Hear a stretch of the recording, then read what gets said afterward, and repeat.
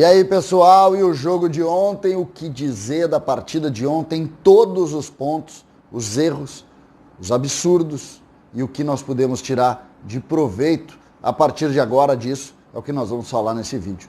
César Cidade Dias falando de Grêmio aqui no YouTube, papo de gremista para gremista, sem antes, no primeiro comentário você tem o passo a passo do trabalho home office para lhe garantir mais de R$4.000 de renda extra com um investimento de R$67. Não perca esta oportunidade. Está no link do comentário e também na descrição deste vídeo.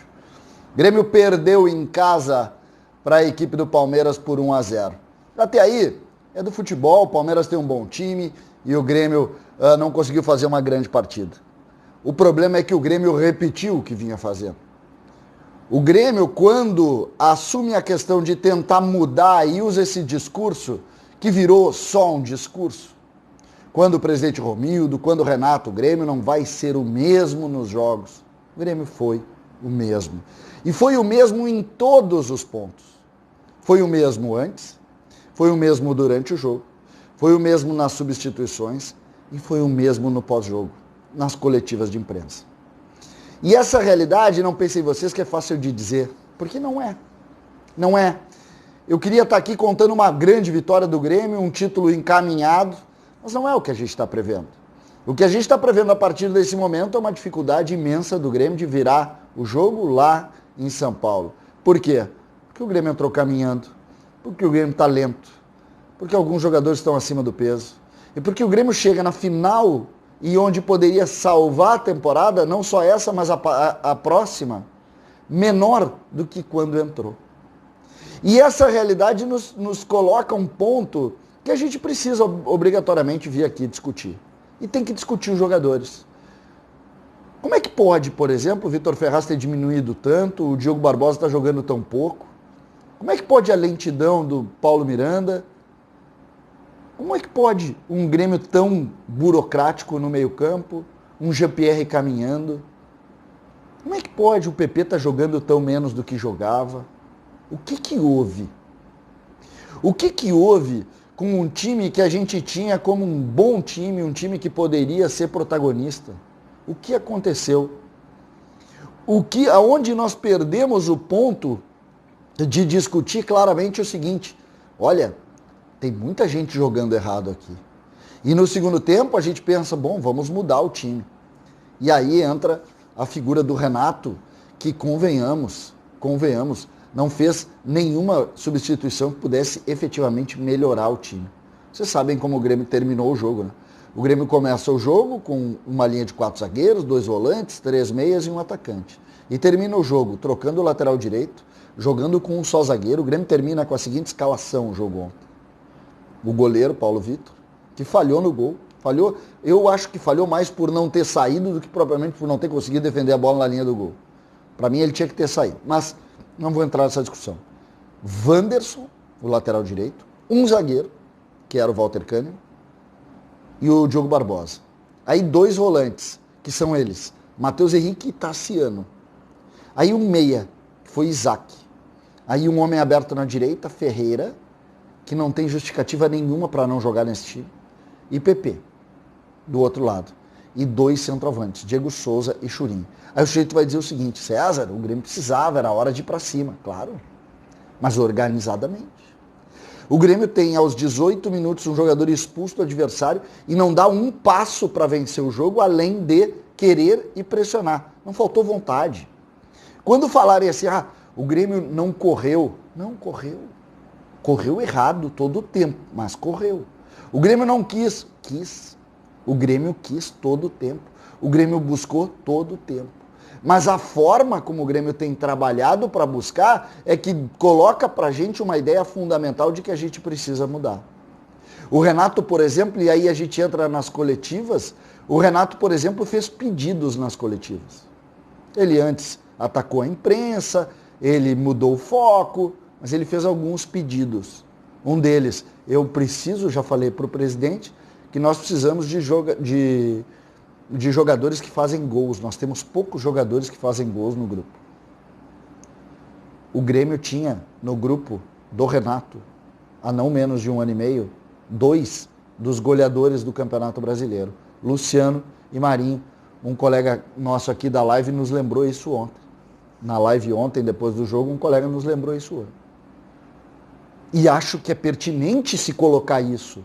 Por quê? Porque o Grêmio tem que parar de achar que a solução está em buscar um jogador e botar aqui dentro numa estrutura que está doente. A estrutura do Grêmio hoje está doente. Ou o Grêmio entende, olha, discurso não dá mais. Não adianta o presidente Romildo vir falar e ser muito sincero e colocar. Não adianta o Paulo Luz e aquela entrevista completamente fora do contexto, que está queimando, inclusive, um dirigente, que é um dirigente que tem inúmeros serviços legais para o Grêmio, está se queimando em nome de uma linha editorial ou institucional que o Grêmio está propondo, que está errado. O torcedor tem razão. Nós temos muitos torcedores que querem A, querem B, querem C, querem tirar o técnico, querem colocar o técnico. Isso é da opinião das pessoas e todos têm o direito de fazer. Mas todos sabem que tem alguma coisa que precisa mudar. Não tem nenhum gremista hoje que diga o seguinte, tá tudo bem, gente, isso é do jogo. O Grêmio joga menos hoje porque a temporada é pesada. Como disse o Renato ontem, não tem nenhum time no Brasil jogando, não tem nenhum time no mundo jogando bem. Não é verdade. Não é verdade. Nós precisamos discutir o Grêmio, nós precisamos colocar as coisas, nós precisamos ouvir as pessoas, nós precisamos entender o torcedor, nós precisamos discutir por que o Diego Souza está pesado. Nós precisamos saber por que o GPR está caminhando. Nós precisamos entender, será que o PP quer mesmo ficar aqui ou ele está jogando mal porque ele está mal colocado taticamente? Nós temos que discutir. Nós temos que entrar e colocar Paulo Luz. Não dá para dizer que o Grêmio não sabe o time que vai jogar quarta-feira no Gauchão. O Grêmio tem que saber disso. O Grêmio tem um jogo pelo Gauchão. Não me interessa o time que vai jogar. Mas domingo de noite o Grêmio tem que saber. Ah, nós vamos ver depois. Não!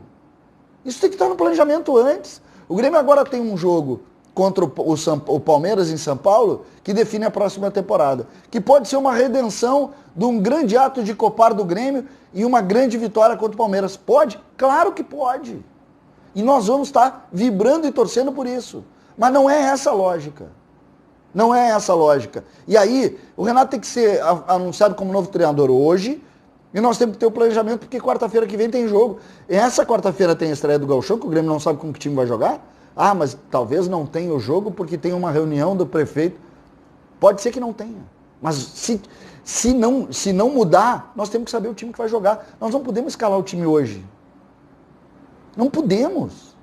E aí, nós temos que definir o treinador hoje, para daqui a uma semana a gente saber, ó, quarta-feira que vem, se o Grêmio não conseguir fazer uma epopeia lá em São Paulo, nós temos que estrear na pré-Libertadores. E o Grêmio não pode estrear na pré-Libertadores sem saber.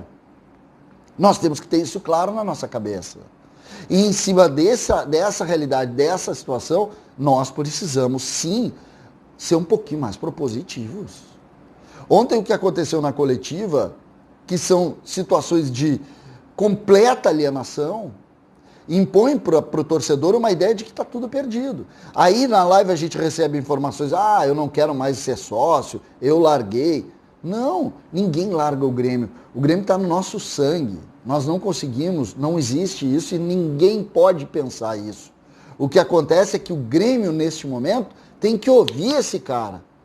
Tem que ouvir esse cara. Os erros e os absurdos que nós vimos e que culminaram dentro do campo, porque tudo que se previu e se imaginou aconteceu, a gente precisa hoje colocar pontualmente o seguinte, Renato, assim não dá. Não dá. Não dá para tu pedir o goleador que tu deixou embora porque disse que não ia jogar aqui. Isso não está certo. Quando tu diz que precisa, eu não estou bem porque eu não tenho cara que faça gol. Nós estamos criando. Não estão criando. O goleiro do Palmeiras fez 2 defesas ontem. Uma foi uma intervenção e outra foi numa jogada de bola parada que o Diego Souza jogou rápido para o Ferreira chutou e ele pegou. Só isso. E o Grêmio jogou mais de 30 minutos com um jogador a mais. Eu não posso vir aqui hoje e dizer que isso foi normal. Eu não posso. Nenhum gremista pode. A gente precisa, pelo menos, discutir essas questões e ir para dentro desse processo com uma ideia de que as coisas precisam melhorar e as coisas, sobretudo, precisam mudar. Eu acho que a grande mensagem é, Acabou o discurso.